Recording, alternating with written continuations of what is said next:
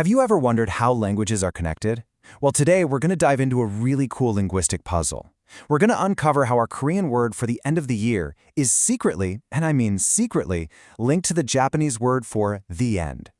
It's a fantastic story that shows how one single ancient sound can travel across centuries and cultures, hiding right there in plain sight. So, let's kick things off in Korea with a feeling we all know and understand. That feeling you get in the final days of the year. You see, in Korea, the last month of the lunar calendar is called Seotdal. Now, dal is easy. That just means month. The real mystery, the word we're going to focus on, is that first part, Seot. It's a sound people use every single year, but if you stop and think about it, what does it actually mean? To figure out Seot, the real clue is in an even longer word, Seotdal, which is the very last day of that final month. This word marks the exact moment the year comes to a complete halt. In Korean, they say the year segal. It literally stands still. It stops. All the momentum is gone. It's a total, complete, full stop. And this isn't just some abstract idea, right? It's woven deep into Korean culture. There's this old belief that if you fall asleep on this night, your eyebrows will turn white. And this proverb just captures the feeling perfectly. You stay awake to consciously mark that final stop, to properly send off the old year and get ready to welcome the new one. It's a powerful moment of pause. Okay, so hold on to that idea of stopping. We're now going to jump across the sea to Japan, because that's where we find the second major clue in our mystery, a word with a sound that might be a little familiar. Over in Japan, a key word for the end or the conclusion of something is su. Just listen to that sound again, su. Keep that sound in your back pocket. Now here's where it gets really fascinating. Su has this incredible duality to it. On the one hand, you have a word like suko, which means the last-born child, literally the end of that family line. But then, on the other hand, it also points way out into the distant future. Sunagaku is something you'd say to a newly married couple, wishing them a long life together, forever after. So it's both a final point and a path stretching far ahead. And this future-facing meaning of su can be incredibly powerful. Get this, there's a phrase, sue yo soroshi. It literally means something like the future is terrifying.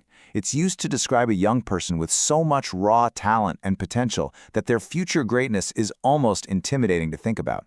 It just perfectly captures this idea of su pointing towards some ultimate distant outcome. So, let's just pause for a second. We've got Seot in Korea, meaning the stop of the year, and we've got su in Japan, meaning the end. I mean, that similarity in sound is pretty hard to ignore, isn't it? Let's just ask the question directly. Let's just lay it all out on the table. Sit, su. One means a stop, the other means the end. Are we really supposed to believe that these two concepts, which are so closely related and are represented by such similar sounds in neighboring countries, are just a random linguistic accident? Or is there something much, much deeper going on here? Okay, it's time to decode this thing. The key that unlocks this entire mystery isn't actually in the full words themselves. Nope, it's in the single ancient sound that they're both built on. The connection, it turns out, is something that linguists call the S root. The theory is that in both ancient Korean and Japanese, the sharp S sound carried a fundamental meaning, a core concept, and that concept was the idea of stopping, of standing upright, or of reaching a final endpoint. So, how did this actually happen? Well, this slide shows the journey perfectly. It all starts with an action, the Korean verb Seoda, which means to stand or to stop.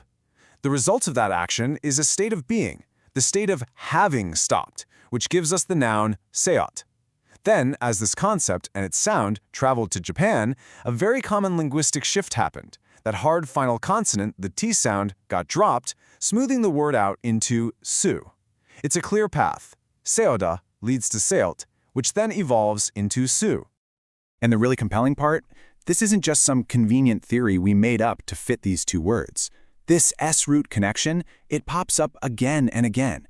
It forms a distinct pattern, and that's exactly the kind of evidence that gets linguists excited. So before we dive into the data, check out this larger S sound family. Of course, we have our set and su link, but look at this, the Korean Seoda, to stand, and the Japanese suru, to do, an action that begins from a standing position. And then there's satta, to rise up, and susumu, to advance. Can you hear it? That S sound is the common thread weaving through all of them. And this table, well, this is the hard evidence. You can see the pattern laid out so clearly. In our main example, Seot becomes Su just by dropping that final T. Easy. For Seoda becoming Suru, the core C root is kept perfectly intact. And for Seotdal becoming Susumu, that S sound is actually repeated, probably for emphasis. Advancing is like rising up again and again. These aren't random guesses. They're consistent, predictable changes. So, after looking at all of this, the definitions, the cultural traditions, the linguistic data, what's the big takeaway? Why does this ancient connection even matter to us today? Well, it all comes down to this. The link between Seot and Su isn't just a fun little linguistic fact. It's powerful evidence that two separate, ancient cultures felt the very abstract idea of time stopping, and they both used the exact same core sound to describe it. It's like finding a fossil of a shared thought preserved in sound.